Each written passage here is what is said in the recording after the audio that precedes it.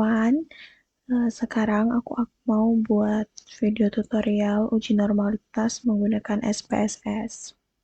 Uji normalitas ini perlu kita lakukan untuk menentukan apakah kita akan menggunakan uji parametrik atau kita akan menggunakan uji non-parametrik.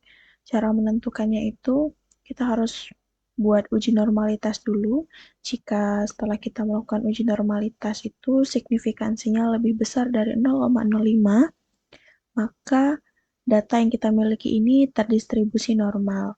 Jika setelah kita melakukan uji normalitas, data yang kita miliki ini terdistribusi tidak normal, maka kita akan melakukan uji non-parametrik. Maka dari itu, uji normalitas ini perlu untuk dilakukan dalam penelitian statistik atau uji statistik. Untuk melakukan uji normalitas menggunakan SPSS itu ada dua metode, ada metode Kolmogorov-Smirnov dan juga ada Shapiro-Wilk. Jika data yang kita miliki itu lebih dari 100 atau 100 data, disarankan untuk menggunakan Kolmogorov-Smirnov. Jika data yang dimiliki kurang dari 100, seperti data saya ini, aku cuma punya 30 data, jadi disarankan untuk memakai Shapiro-Wilk. Jadi nanti saat data outputnya sudah keluar di SPSS, kita akan melihat di bagian Shapiro-Wilk. Oke? Sebelum kita mulai ke SPSS, ini kan ada data pre-test eksperimen, post-test eksperimen, pre-test control, dan juga post-test control. Oke, ini datanya aku pindahin ke Excel biar nggak repot. Nah, pre-test eksperimen, post-test eksperimen, pre-test control, dan juga post-test control. Ini datanya aku kasih kode. Yang pre-test eksperimen aku kasih kode 1, yang post-test eksperimen aku kasih kode 2, yang pre-test control aku kasih kode 3, dan yang terakhir tadi post-test control itu aku kasih kode 4. Data ini kita copy. Kita sudah tahu teorinya kenapa harus uji normalitas dan semacamnya, kita langsung ke SPSS. Di SPSS ini kan ada dua jendela, ada variable view dan juga ada data view. Pertama-tama kita ke variable view dulu. Variable view ini kita ketikkan hasil dan di nomor 2-nya itu kelas. Untuk desimalnya kita buat jadi 0. Desimalnya kita ubah jadi 0. Oh my god, dia nge-lag guys. Makanya data ini, desimal yang ini kita ubah jadi 0 ya.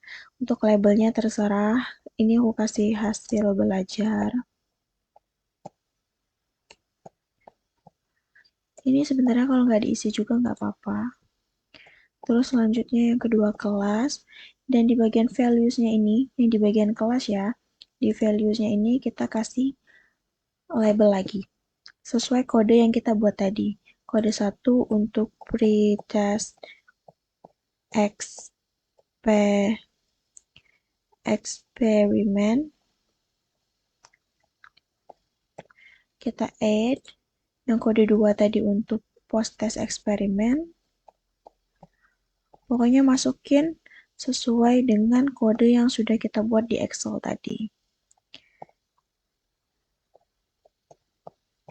Kita add, dan selanjutnya sampai data yang keempat ya. Ini yang ketiga. Itu pre-test control. Kita add juga, dan yang terakhir post-test control.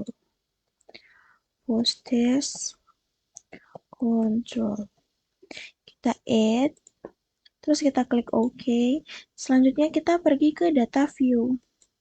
Data yang kita pindahin ke Excel tadi dan sudah kita buat kodenya tadi kan udah kita copy. Sekarang kita tinggal pindahin ke sini. Nah, semua datanya udah pindah ke sini. Sekarang kita pindah ke bagian atas ini yang di SPSS ini. Ini kan ada banyak programnya nih, ada transform, analyze, graphs, dan anything. Kita ke analyze. Di analyze ini kita buka ke descriptive statistics. Terus kita ke explore.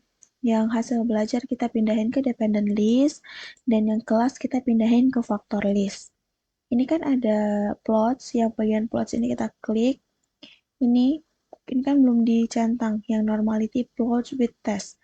Kita centang, sudah continue, dan kita klik OK. Kita tunggu hasilnya keluar. Kita scroll, karena data yang kita miliki tadi kurang dari 100 kan, sesuai teorinya tadi. Jika data yang kita miliki kurang dari 100, kita lihat yang di bagian bagian Saviro-Wheel. Jika data yang kita miliki lebih dari 100, kita lihat yang Kolmogorov-Smirnov. Data yang kita punya tadi 30 kan ya. Jadi kita lihat yang Saviro-Wheel. Lihatnya itu di bagian ini, signifikansi. Jadi signifikansinya harus lebih besar dari 0,05. Setelah kita lihat, data yang normal ini hanya data yang kedua, post-test eksperimen, yang datanya lebih besar dari 0,05. Maka bisa kita katakan dan kita simpulkan bahwa data yang kita miliki tadi terdistribusi tidak normal dan bisa diputuskan untuk tes selanjutnya kita akan menggunakan tes non-parametrik, menggunakan Wilcoxon ataupun dengan Mann-Whitney.